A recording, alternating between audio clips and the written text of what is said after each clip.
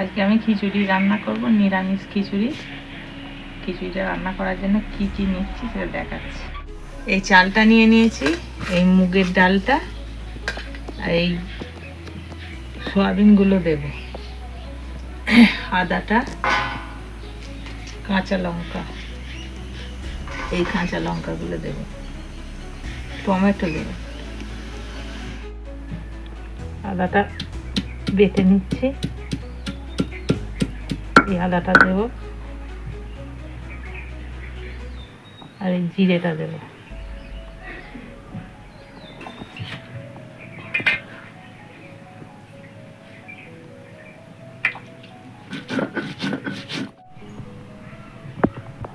ডালটা আমি এবার একটু ভেজে নেব লাল করে।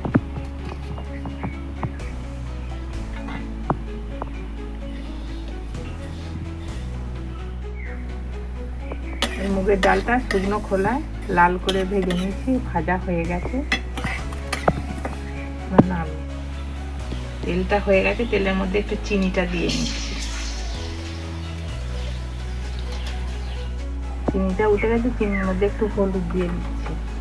এর মধ্যে এবার টমেটোগুলো দিয়ে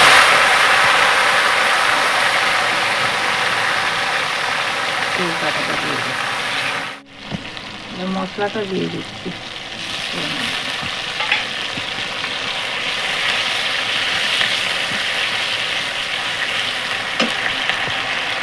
কাঁচা লঙ্কাগুলো তেলের মধ্যে দিয়ে দিচ্ছি।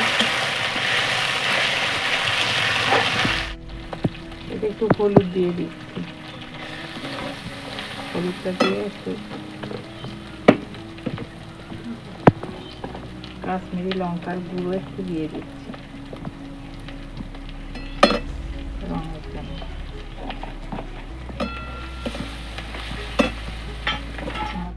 জলটা গরম হয়ে গেছে, এর মধ্যে চালটা দিয়ে দিচ্ছি। চালটা একটু ফুটে গেলে তারপরে ডালটা দেব। চালটা ফুটে গেছে, এবার একটু ডালটা দিয়ে দিচ্ছি এর মধ্যে। চাল ডালটা সিদ্ধ হচ্ছে, এর মধ্যে এবার সোয়াবিনগুলো দিয়ে সিদ্ধ করতে দিয়ে দেবো। একটু লবণ দিয়ে দেবো।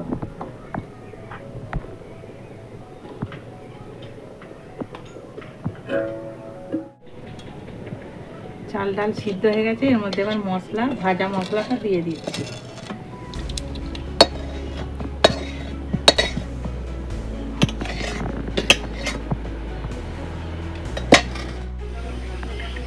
খিচুড়িটা নামাবার আগে একটু ঘি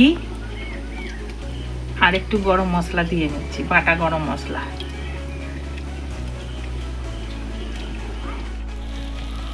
খিচুড়িটা খাওয়ার জন্য বেগুন ভাজা করছি আর শুকনো আলুর দম। আজকে আমি নিরামিষ খিচুড়িটা করেছি, আলুর দম আর বেগুন ভাজা ওর সাথে, খেতে খুব সুন্দর লাগে। আর খিচুড়িটা দেখতেও খুব সুন্দর লাগছে। আর ঘি আর গরম মশলা দিয়ে নাবানোর পর গন্ধটা খুব সুন্দর লাগছে দেখতে, খেতেও খুব সুন্দর লাগবে।